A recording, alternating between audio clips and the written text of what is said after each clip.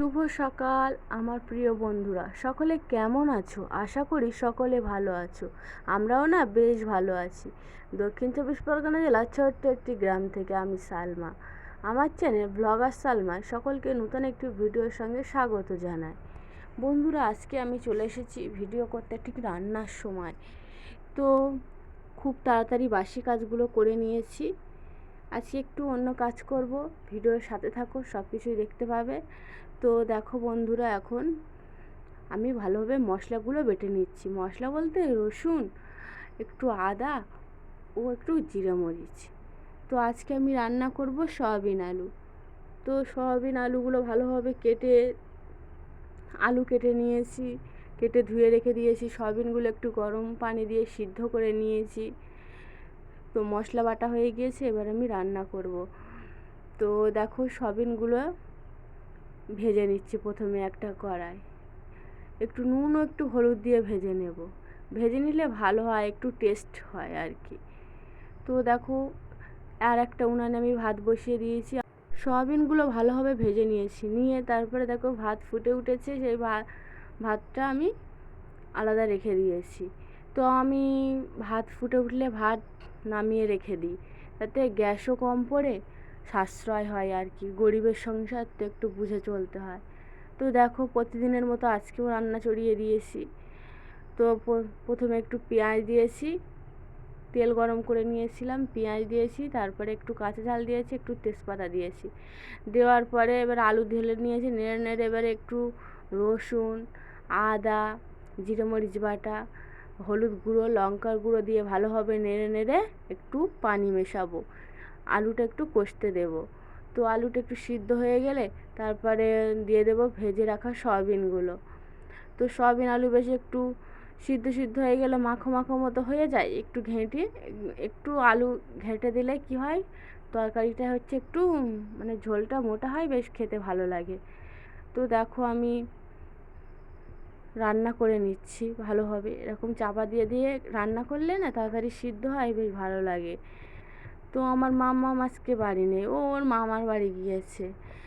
ও তো কোনো কাজে অসুবিধা হয় না। তো দেখো, সয়াবিন আলুটা আমার বেশ রান্না হয়ে গিয়েছে। তো বেশ সুন্দর হয়েছিল খেতে। তো আমার মাম্মাম খেলা করে বিছনায় দেখো কত খেলনা বাটি ফেলে রেখে গিয়েছে। আরও প্রচুর খেলনা আছে, তোমাদের সঙ্গে একদিন শেয়ার করবো আমার মাম্মামের খেলনাগুলো। তো আমি এখন এই বিছানার চাদরটা পাল্টাবো। তো ওই বালিশগুলো আজকে একটু রৌদ্র উঠেছে অনেক দিনকার পরে, তো বালিশগুলো রৌদ্র দিয়ে আসবো। তো আমার মাম্মামের বালিশগুলো রৌদ্রে দিয়ে আসবো। তো দেখো, আমার বালিশগুলো রৌদ্রেছে, রোদ উঠলে ভীষণ মনে আনন্দ হয়। বলেছিলাম না আমার বাসি কাজগুলো করা হয়েছে। দেখো, আমার মাম্মামের জামা কাপড়, এমনি আগের দিনকার ভিজে জামা কাপড়গুলো সব রৌদ্রে দিয়ে দিয়েছি। তো বেশ কাজ তাড়াতাড়ি সকাল সকাল হয়ে গেলে না মন বেশ ভালো লাগে। তো দেখো, বলেছিলাম কি করবো আজকে তাড়াতাড়ি রান্না করে। তো বালিশগুলো রৌদ্রে দিয়ে চলে আসলাম। এবার ঘর ঝাড়া পোছা করছে, মাটির ঘর তো কি করব, প্রচুর পরিমাণে ধুলা হয়। রাস্তার ধারে বাড়ি নয়, তবুও বেশ কাছে তো প্রচুর ধুলা আসে। এছাড়াও টিকটিকিতে প্রচুর পরিমাণে পটি করে, তো নোংরাই থেকে যায়। তো দেখো, ক্যামেরাটা আমি বসিয়েছিলাম, আমি লক্ষ্য করিনি যে এরকম হবে। তো ভিডিও এডিটিং করার সময় দেখতে পাচ্ছি যা পুরো ক্যামেরাটাই ঝলসানো হয়ে গিয়েছে। তো কি করব, এমনি ফোন আমার ভাঙাচোরা ফোন দিয়েই ভিডিও করি। তো একটু কষ্ট করে বন্ধুরা দেখো, কি করব, মানিয়ে নিও ভুল ত্রুটিগুলো। তো দেখো, বেডশিটটা ভালোভাবে খাটটা মুছে নিয়ে বেডশিটটা পাল্টে নিয়েছিল। পুরো ভিডিও করেছিলাম, কিন্তু ভালো হয়নি বলে আমি দিতে চাইনি, ডিলিট করে দিয়েছিলাম, ভালোই দেখাচ্ছিল না। তো আজকে একটা নতুন বেডশিট পেতেছি। তো ঘর যেহেতু পরিষ্কার করছি, নতুন বেডশিট থাকলে শুতেও ভালো লাগে, বেশ সুন্দর দেখায়। তো নতুন সব কিছু বার করে ভালোভাবে গুছিয়ে নিচ্ছি। তো খাট গোছানো থাকলে বেশ সুন্দর দেখায়। তো আমার দেখো, বিছানাটা ভালোভাবে গোছানো হয়ে গিয়েছে। এবার এই বাক্সের উপরটা প্রচুর এলোমেলো, আর এই জানলাটাতেও প্রচুর পরিমাণে ঝুল পড়ে, যেহেতু বাসের তো ঘুণ লাগে, তো ঝুল পড়ে।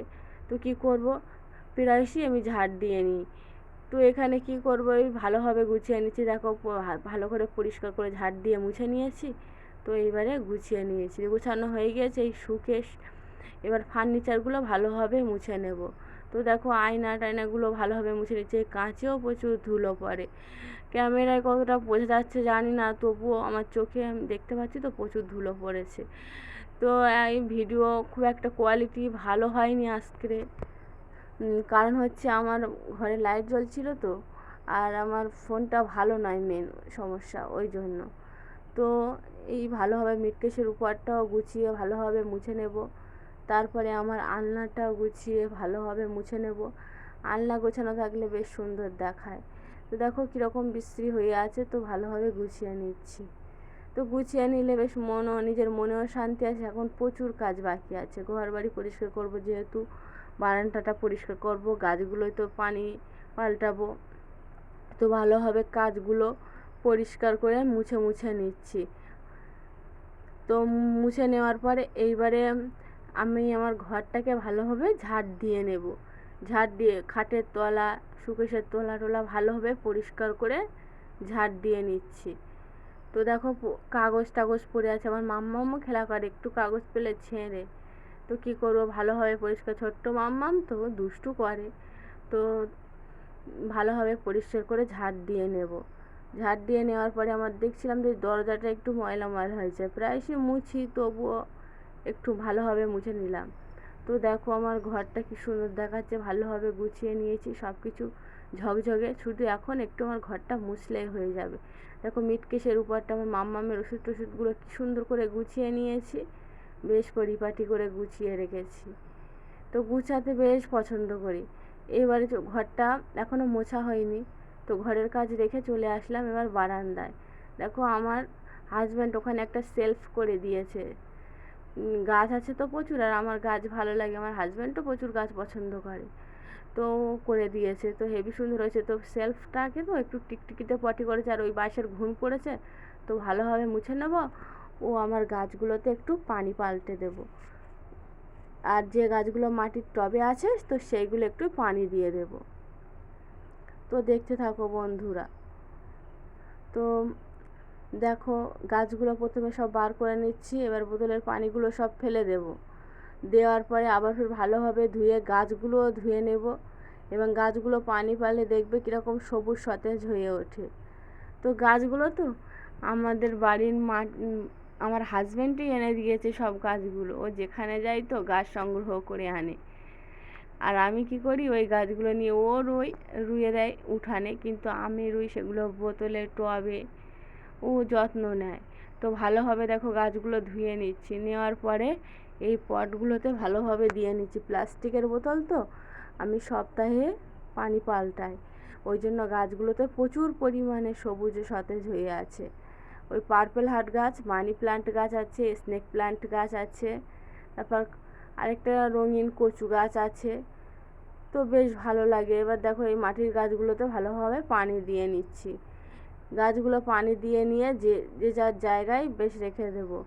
আর ওই একটা শুকনো পাতা হয়ে গিয়েছিলো মানি প্ল্যান্টের, তো সেটা হাত দিয়ে ভালোভাবে কেটে নিয়েছি, দেখো কি সুন্দর করে গুছিয়ে রেখেছি। গুছিয়ে রাখার পরে এবার এই রান্নাঘরটা একটু পরিষ্কার করি। রান্নাঘর তো ভালোভাবে বলা যায় না, তবু আমি এখানে রান্না করি, একটু একটু গোছানো শুরু করছি।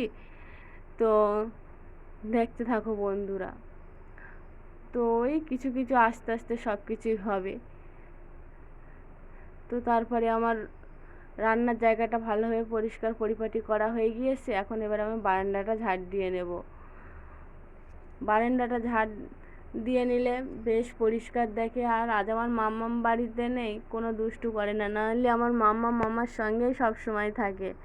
তো ভালোভাবে ঝাড় পাট দিয়ে পরিষ্কার করে নেব, এবং ঘর বাড়ি পরিষ্কার পরিচ্ছন্ন থাকলে নিজেরও ভালো লাগে, রোগ ব্যাধি তো প্রচুর পরিমাণে দূরে থাকে। তো ভালোভাবে ঝাড় দিয়ে নিচ্ছি। সকালে একবার ঝাড় দিয়েছিলাম, কিন্তু আবার এখনও ফের ঝাড় দিচ্ছি, যেহেতু আমি ঘর বাড়ি মুছেছি, ডিপ ক্লিনিং করেছি। তো দেখো বলেছিলাম যে আমার ঘর মোছা বাকি আছে, তো আমি এখন এই ঘরটা ভালোভাবে মুছে নিচ্ছি।